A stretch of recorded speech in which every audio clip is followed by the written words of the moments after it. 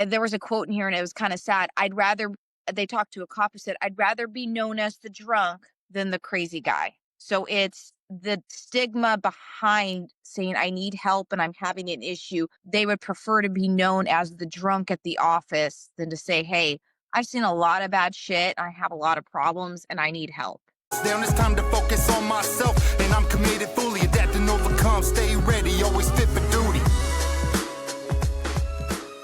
I have it. So it's an article. Okay. I found it a while ago and I thought it was interesting, but it's through the International Association of Chief of Police.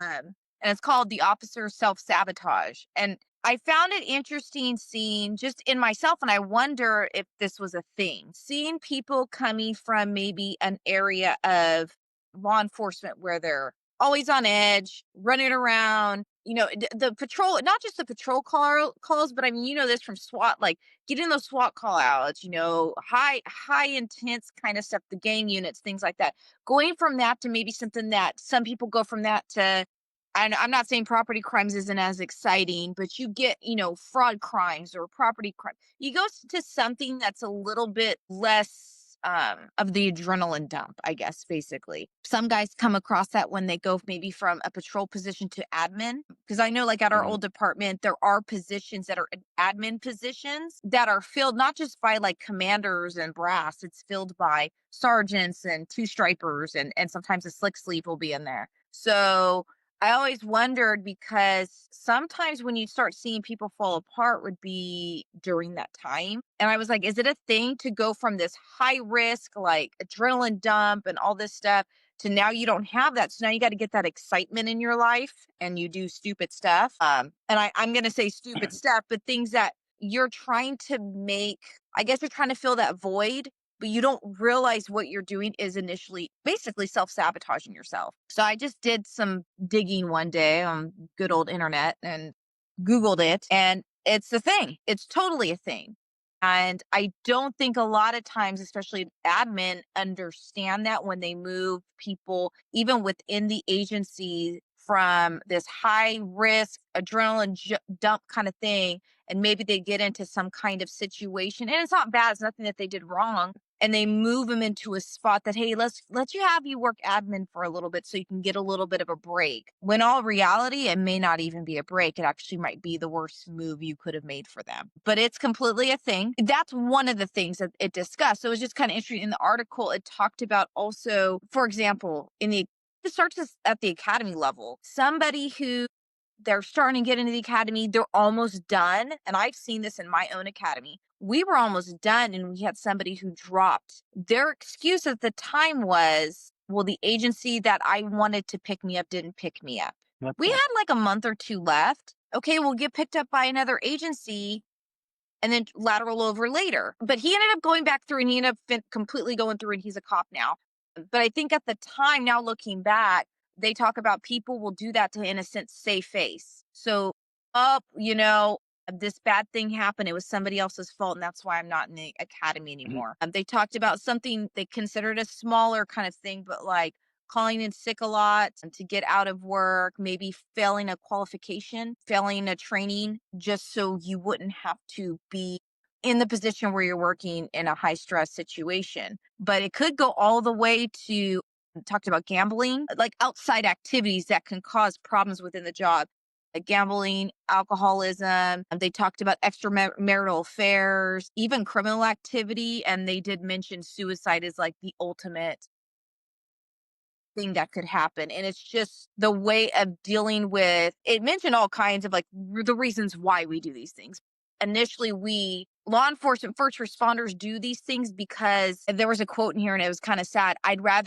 They talked to a cop who said, I'd rather be known as the drunk than the crazy guy. So it's the stigma behind saying I need help and I'm having an issue. They would prefer to be known as the drunk at the office than to say, hey, I've seen a lot of bad shit. I have a lot of problems and I need help. And I think it's getting better, but I think this article came out only a couple of years ago. It's not that old.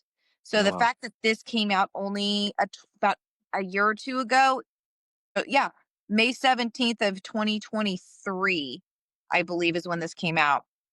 So that tells me that obviously it's still pretty strong within law enforcement. So are they self-sabotaging in the sense to kind of so I have an idea? They're self-sabotaging to go to a more less adrenaline area, or they get to that area and they're trying to self-sabotage to go back to a more adrenaline And I look position? It can be both. So it could be, you're in a high risk or, within our agencies, I think, detectives was kind of middle ground because we had our highs and lows. Detectives was super ebb and flow. Like it just was never, which kind of gave us the adrenaline dump was that we didn't know when that phone rang at 2 a.m. what we had. So that kind of gave us the adrenaline. But I think of like a unit like a gang unit or narcotics units when every stop that they're making is high risk, everything that they're doing, SWAT, everything you're doing is high risk. You go Mhm. from that to, okay, now you're going to be booking everybody's training or you're going to be doing backgrounds on people who want to be employees. That's one, but they also mentioned kind of the other way around. You're in those high adrenaline situations and you don't want to be there, but you don't want to tap out. So what can you Mm. do so you can tap out without looking bad, if that makes sense? So I've seen that. I've not seen. I don't want to say I've seen I know. because I can't prove it, but I feel like sometimes maybe there's cops who, let's say they're working patrol and like, I Mhm, don't want to work patrol. So they kind of put themselves in a situation to go to a different billet. For some reason, everyone mhm. hates patrol. Yeah. Like, I know people kind of forget, like, yeah, I was in detectives, but Mhm, I don't really talk about it too much. I think I talked about it a couple episodes and in person, I don't think I really told anyone too much other than the people closest to me. But when I got to my shooting, I remember the assistant sheriff was like, "Hey, Rios, what do you think about going to detective unit?" And I remember they just put out a detective unit for patrol to put in for it. And I remember people mhm. did interviews and our friend Hayner put in for it. And I remember at that time, like, they're all doing their interviews and whatnot. And they already had closed them out and they're going to do their choosing. And I was like, oh, no, I've never had interest in detective. It seems very slow. And Uh-huh. I was still a young deputy, like, no, I don't want to do that. Like, I don't even think I'm not smart enough to do it. Like, thinking wise, I don't really think. I just go. Like, I just go and think. And then he's like, how about you think about it, And then when your hands healed and whatnot, and then we'll talk again. And I'm like, sounds good. Well, that time to talk again comes around, right? It's like 2 days, like the Friday before the Monday I start working again. He's like, so do you have time to think about it? I'm like, yes, I don't want to go. And he says, That's not the answer I was looking yeah, for. he literally just told me like, well, man, Bradford's expecting you there on Monday. And I'm like, then why ask me? Just tell me. I'm a good Marine. Just tell me whatever. Yeah. But yeah, so I mean, super. I'm really happy, and I always kind of wonder if it was good or bad or whatever. But I really did. I'm really kind of. I mean, there's times where I would say I'm happy he did put me in there, but then there's times I Mhm. would say I wonder what it would have been like if I did it. And Right. only because the good parts of it that comes out of it is I got to know more people. Like I Mhm. knew all of you guys, but I never talked to you guys. I knew Right. of you. I've always Because thought we you were cool. talked. Yeah. We I talked mean, I before. mean, we talk here and there. Like, oh hey, what's up, blah blah. But we never really talked like we did. Like we were more like we became really close friends after being in there. Yeah. So it was always in passing, like, oh, that's Jessica. Oh, hey, Jessica. I'm just like. And then even with Matza too, I'll talk to Matza here and there, but I never worked with Matza, and so like Right. everyone in there, I never really got to work with, especially the older guys. No, never talked to him 'cause I'd never seen him, like Weimer, never even seen the guy because he was always in there. And so I was really happy I got to experience that. And I was really happy I became like the warrant guy with the Maverick Yep. system, I was like, oh, cool. I clinged on to something I'm actually good at. Like I'm not Yep. gonna warm it quick. And I was like the go-to guy for it. So that was cool to experience that. It was cool to experience all the things that, we did in detective as far as like, I got to go on the plane for pick up a warrant suspect in Washington. Like that's shit that I will never forget. That's cool stuff I got to do, and it only had happened in that position. And like me and Right. Mata hung out a shit ton. Lots of conversations. We did a lot of things together, and then different things. But at this, and then got to spend time with you. All these different group things that we did together. The goods and the bads and whatnot. Learned a bunch of evidence shit. So a lot of cool shit. Got to get to know kind of Bradford a lot more. And I've always, it was always more like, hey sir, but it was never anything more of that. So I never, go into his house, him seeing my kid, meeting my kid, and like talking to Yeah. my kid, and like seeing this whole side of him. It was really cool how welcoming he was. I was like, oh shit, like Grand Rapids, I love this guy, and Right. so it was cool on that. But then on the opposite side of that, I was always wondering, like, because it was really slow Mhm. sometimes, and Yeah. I know it could pick up, but call outs never gave me adrenaline rush because it was always after the fact. So I'm Yeah. like, hey, because Get you. patrol had the rush, so I'm just Yes. going there after the fact. So I'm like, ah, okay, or I don't want to. This sucks, like the fun Right. stuff already ended. Like I'm Yeah. just here to do the Yeah. stuff. I'm like, I ah, get it, but I will say, like, okay, when I first got detectives, I was super overwhelmed because I was like kind of like you. I was like, holy crap, I'm coming into with this group that knows a shit ton of stuff. How am I going to even be that person to where I'm going to be that go to? And it was interesting as people were rotating out, and then I became one of the senior people, and I was like, that was really weird. But it was, for me, it was nice to feel like I served a purpose. I guess that's kind of always how I've been. Like, I've always just wanted to serve a purpose. So my adrenaline rush didn't come the same way yours did. My adrenaline rush came from being that, hey, we know we can go to Jessica and she can help us figure this out. I liked being able to solve a problem, be able to fix it or help somebody get down that path. So that was my adrenaline rush, to see that really cool, really good outcome from something. And maybe just because men and women might be just wired differently on that. Did I get an adrenaline rush going to calls when they were absolutely. I loved sometimes when I was that first one there and it's like this big old fights going on. I'm like, I'm it. And I'm the only one there. Most of the time they'd see the lights and they'd run. But that was an adrenaline rush, or being the one that was there and trying to help save somebody's life in an accident or something. It was that whole solving that puzzle and getting the bad guy in custody that gave me the rush, especially when they would confess or at least give admissions, or you back them into a corner and they had no way around that lie. Like, they couldn't lie their way around what I was telling them. hmm And then really being able to read people's body language and being able to explain that in court and then getting that satisfaction. For me, that was my adrenaline rush. So, like, I kind of knew where my career path kind of had to follow, because for me, that was my biggest adrenaline rush. Like, there's the ringtone. I don't know if you had a specific ringtone on your phone when we got call no, outs. Did you have a specific ringtone on your phone when, like, on our work phones? It was just like the no, generic one. just a generic annoying one. Still have issues when I hear that phone ring, when I hear that ringtone now. And it's not on my phone, but when somebody else has that, I jump about 6 feet in the air because I'm like, oh my God, I got to call out. And I still do it to this day. Oh, yeah. I mean, that's how I was with the phone. So that's when my adrenaline would peak. Like, it was like as soon as that phone rang, I was like, oh, here we go. So I think people have adrenaline rushes differently. So that's why I think not everybody goes into that self sabotage when they go from like what you like high risk to, oh, now you're going to book everybody for their training and you're going to make sure everybody's up with their perishable skills and all that training and all that stuff. So I think it doesn't necessarily happen to everybody, but we have seen, and now looking back at people's behaviors and things that we've seen, I think to myself, was this all handled right? If you know that this is a thing that officers can't, and this is in like an international like publications that police chiefs, sheriffs, commissioners should be reading, it kind of makes me go, how can you sit there? Because I've dealt with this recently in a couple agencies around my area, and get on somebody for having an alcohol issue or an extramarital affair issue and really ride them on that, or a gambling issue and ride them on that, when it's been proven that that is things that cops do, either A, to get their adrenaline rush, or B, they're screaming for help. hmm It's been proven. It's shown.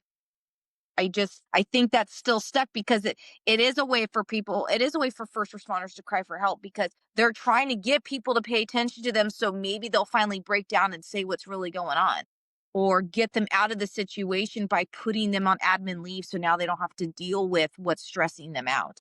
But it's like, you did this wrong, you got caught doing this on duty, you're off. You can't work. We're going to put you on admin leave with pay until we get this all figured out. And this investigation can take 6 months to a year. But in that time, there's no like, hey, can we need to get you into some therapy. We need to figure out what's going on, because I think there's more to this than what's going on. Let us help you.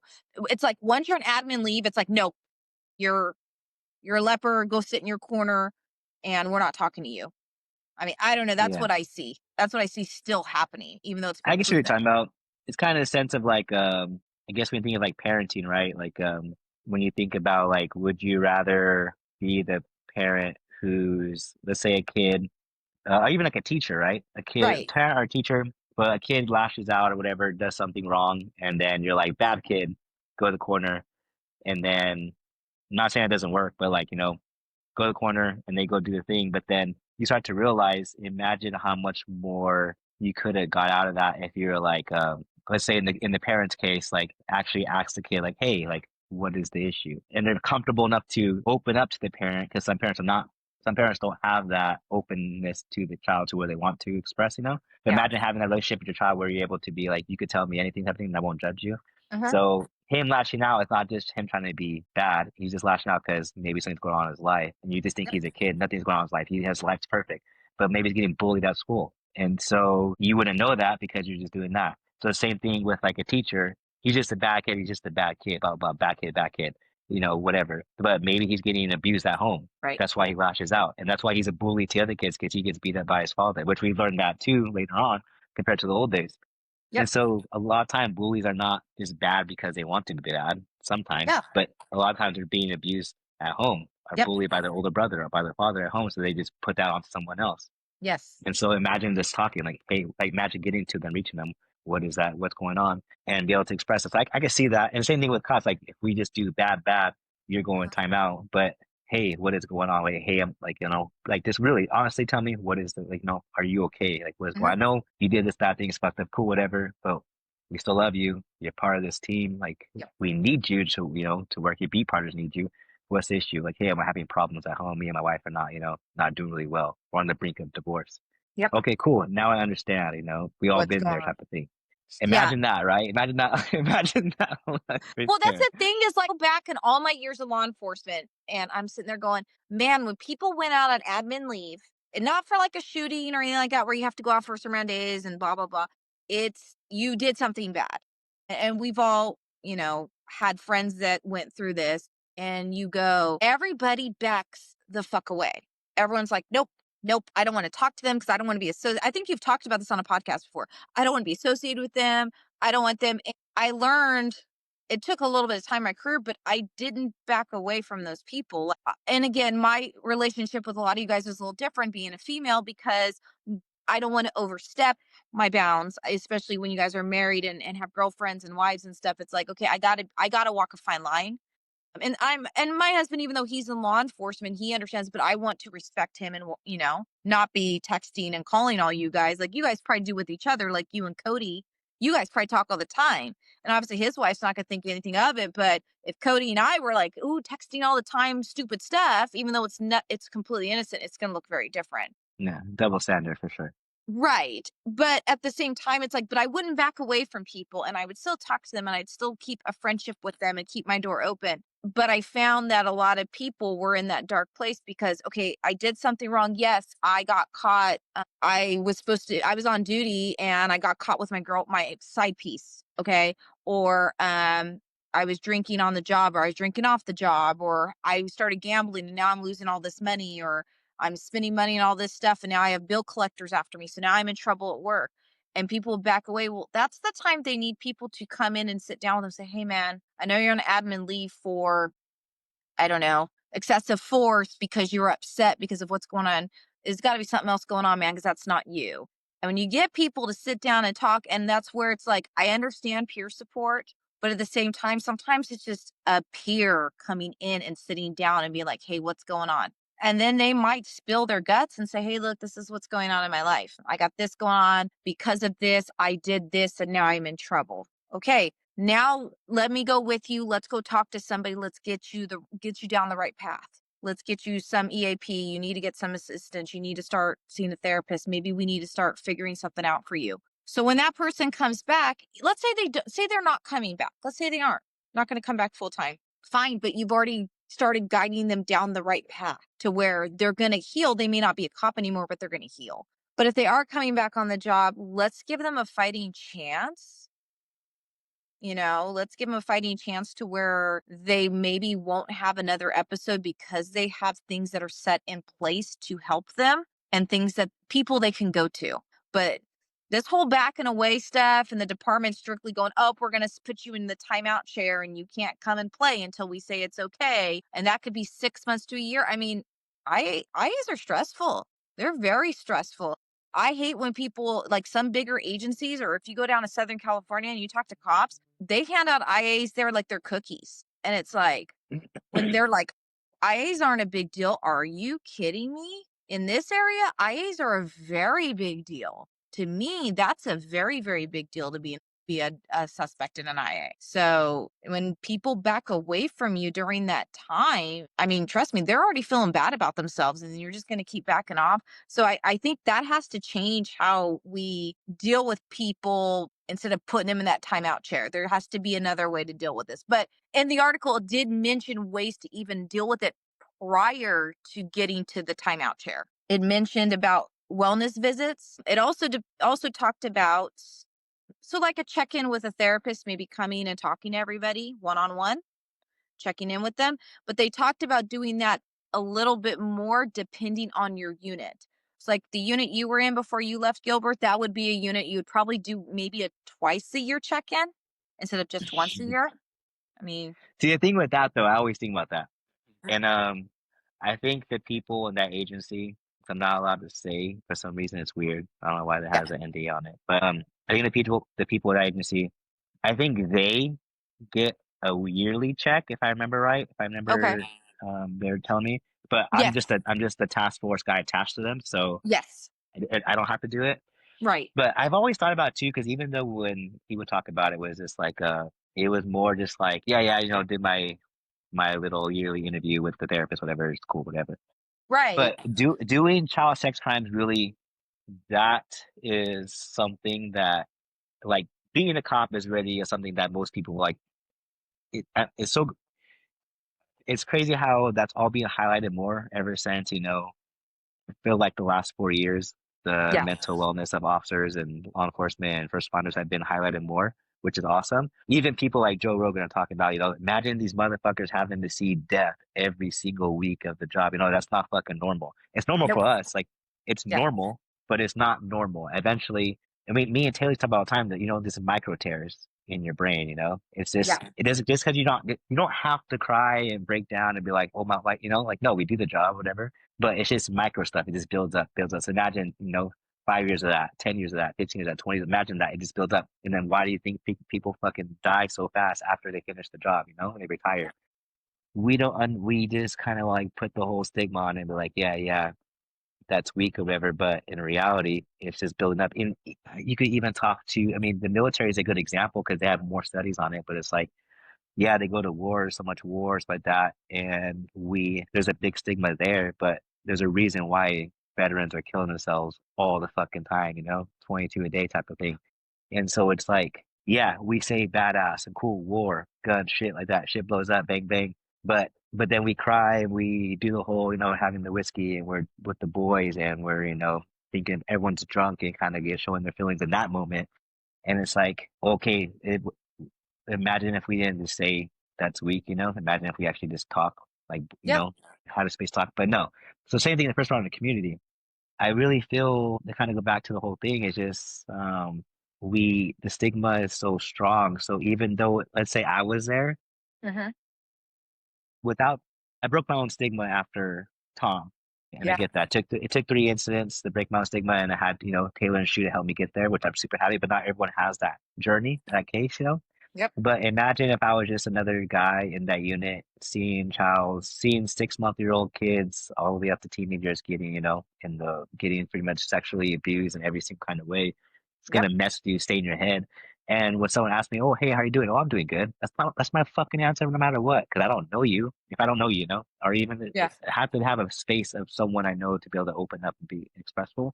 Yeah. But imagine if I didn't have that stigma breaking at the moment and I saw a therapist twice a year, like you said, right? We could Yeah. do this. And I think the concept is good, but I don't think it's still a fix because, and again, I don't have the answers, but like, this is just me I know. expressing myself as someone who's been in those situations. Is it would be like, cool, you have to go see Dr. Price at this time, blah, blah, blah. Cool, Yeah. awesome. I'm part of the unit, whatever. How's it going? And so it would have to take a good therapist as well. It can't Yeah. just be the agency buying a Yeah. therapist and the therapist just does your whole like check in the box at the end. Yes. Yep, he said he's good, boom, boom, boom. All right, cool. Yeah, see you later. It would have to be someone that actually cares. But again, just like there's bad cops and good cops. There's bad therapists and good therapists. Okay. They're just collecting the paycheck. The agency's paying them Yeah. thousands because Oh, they have repeated customers regardless on a yearly basis. It's yep. like, yeah, he's good. Boom, boom, boom, boom. See you later, bro. See you in freaking 6 months, you know? And then the deputy or the cop's gonna be the same way. Like, yeah, yeah, good, good, good. All right, cool. They have to actually break that barrier and get Yeah. to them to express. Like that's why I would say, like with Dr. Jenna Price, like I did not want to be there, and she was still able to break that wall. And I Yeah. don't know how she did it. Still, I still don't know how she fucking did it. So it's like you have to have someone like that willing, who Yeah. cares to do that. And if they don't, they're just gonna be like, yeah, whatever. So I think I don't know if this would work. And now that you're talking about it, I'm like, okay, so think about this. I don't know if you saw them a lot, but we used to have a couple chaplains like in the department that would come into I the remember. office.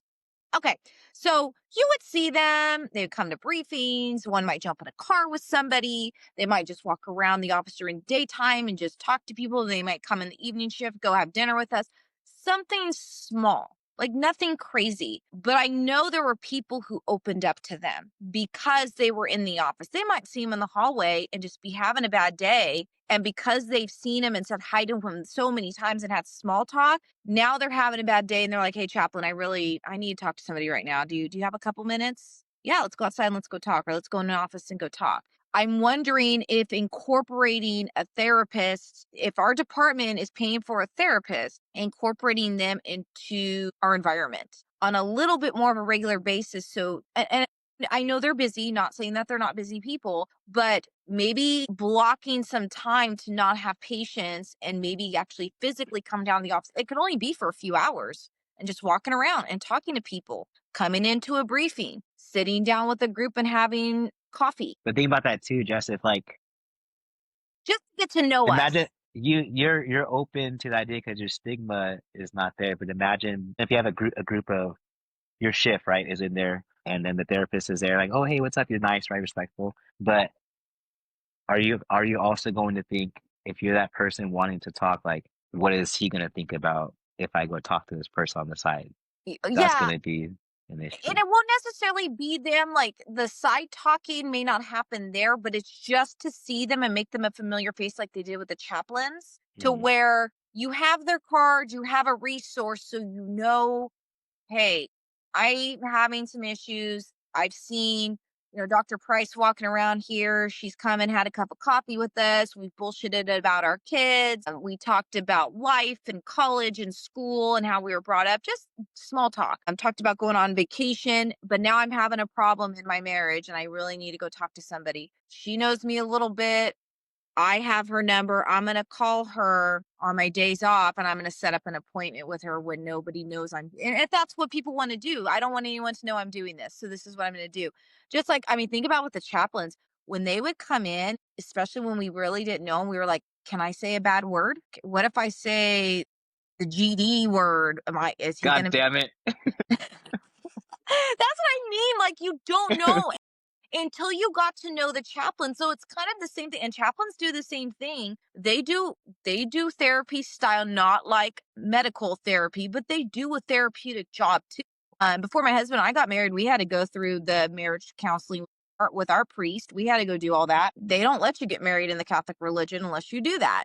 So that's what we did. They are taught therapeutic methods, but having the chaplains coming around, then once you got to know them, I felt like people actually did. I had heard that people did open up to them because they became a regular face. Now they're not just, chaplain, Bob. That's Bob. Like, I talked to Bob. We talked about our kids the other day. And it becomes a little bit more, it's more of a familiarity. It's like going into an office and sitting there and you're staring at somebody and you're like, I don't know you. It's the first time you've ever come to see us. You finally came because they told you you had to come because we had a bad thing happen. So now I have Mhm. to come and talk to you. And a lot of people are put off. So I don't know if maybe making them just more of like they're just gonna walk around and talk to you, have a cup of coffee, shoot the shit, no big deal, just like we did with the chaplains, if that would kind of open things up. I don't know. I mean, that might be a way to kind of introduce them instead of all of a sudden we had this really bad thing happen and hey, by the way, here's this person you can go talk to. And it's like,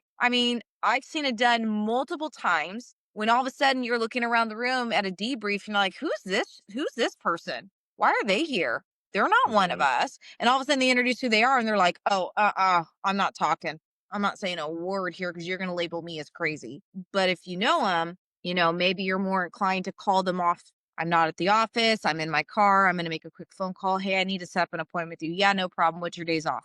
I can come to you. You can come to me. I think thinking about it, I think one way it could work, and I always hope if there's like some kind of administrator or someone listening, is it would take. So I remember I remember on Dr. Price's episode with me, she talked about how, and I think the reason why we all kind of gravitate towards her Mm-hmm. and liked her was because she actually did her homework before she started working with specializing in first responders and veterans. So Yes. she told me her story was that she actually picked there was an officer in Fresno PD.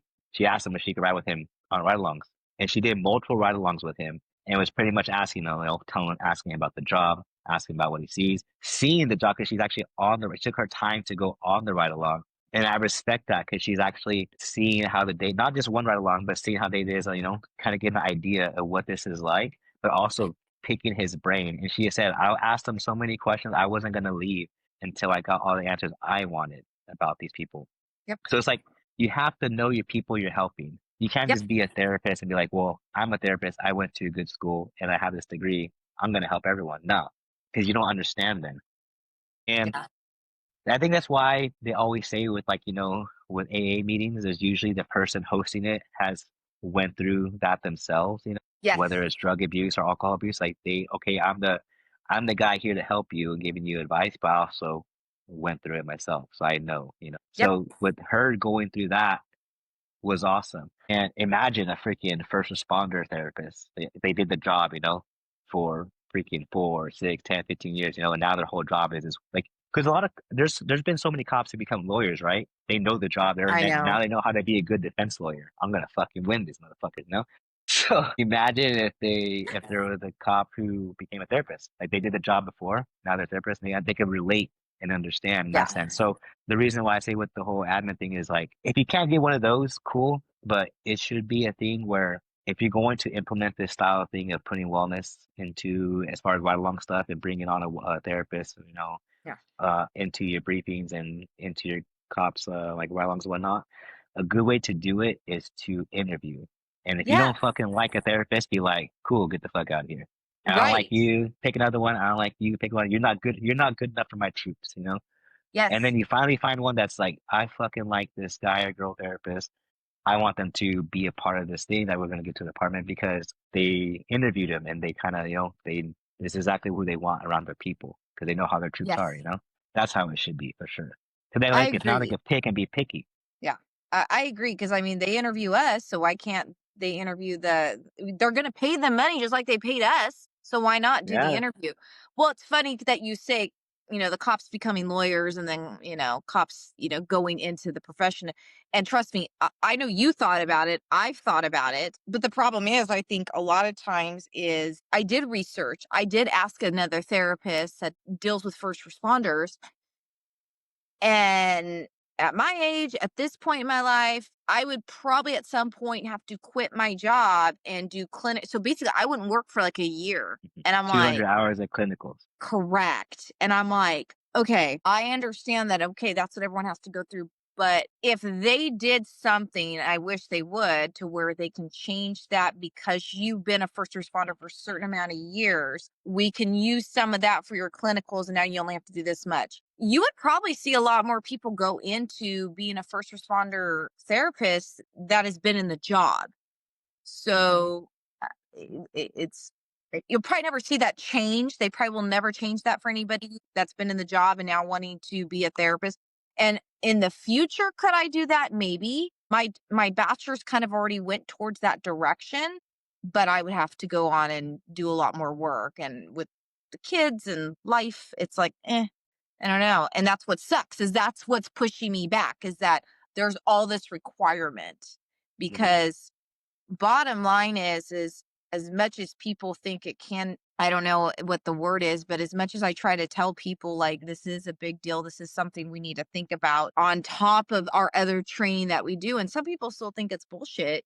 but this is something I'm passionate about, and this is something I've thought about, okay, how can I make this work to where maybe I can be a therapist for first responders? And I know you thought about it too, but it's just the fact of the matter is 200 hours?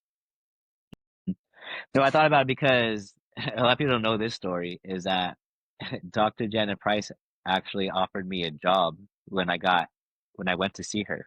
Yep. And because she said, when I expressed to her everything that happened with Tom, and Yeah. then she said, well, Taylor also told me how to shooting. Tell me about that. And then I was like, but, and I told her about that. Right. And after the whole thing, she was like, have you ever thought about being a therapist? I was like, no, I'm a cop. Like, I haven't thought about I kind of think about it in the moment, but I already have a career. Yeah. This is kind of it. And she's like, well, you're very emotionally mature and the way you think is very unique. And I love the way you think. And if you ever think about, because you have your bachelor's, I said, yeah. She's like, if you ever think about going for your master's, I would love to kind of show you, like guide you on which master's route to take so that you're able to, because there's people just, you can't just do mental health. Like No, you can't just do you can't do psychology. psychology. Yeah. There's a certain program that you I have to think it's do. forensic psychology. No, no, it's like No? PI or I can't remember, but there's a certain Okay. program you have to do. Like if you're just you can't just be a counselor, you be a Yeah. therapist, and you can't just do like regular psychology because the psychology degree won't give you the license to be a therapist. No, there's an actual, yeah. There's a certain one. So she was like, I would be happy to mentor you and guide you that process, and then once you finish, I would offer you a job. And I was Yeah. like, fuck, that's pretty cool. But so it felt really good to know that I was kind of unique in that way and how my mind Yeah. works and thinks in that in like an emotional setting. And I want to help, which is why I made the book, you know? She's like, Yeah. and then, and even more after I wrote the book and after I started this podcast, like, she's like, see, exactly, you are you know, this is what I want. And, like I said, it's something that kind of interested me and something that I would love to do. And there's something that I've had many phone calls with her as well after, like, how do I do this? What should I do? Right. And the one thing that kind of always, like we were talking about, Glenn, kind of like not halts me, but again, because I want to do it to give back, which is why I give back with which I give back with the podcast and whatnot. Right. And I want to, I was telling her, I want to give back in a bigger way, which would be a therapist. And I did the job, you know, and not only that I did the job, my situation of the stuff I went through is very unique. Not everyone goes Right. through all those different things. So I was like, I would love to kind of get back in that way. But when she would tell me the process, it's like, all right, go back to school. I'm like, fuck, all right. I hate school. I fucking hate school. I got a C minus in my bachelor's for a reason because I didn't want to be there. So I mean, not that I'm dumb. I No, but just you're like, what's the passing yeah. grade? Come on. As long as I 70, cool, cool. All right, I'm good. You know what I Right? mean? Because I don't care about this thing. It doesn't make anything different. But You still get the degree. You still yeah, get the I got the degree. It doesn't degree. matter. Yeah.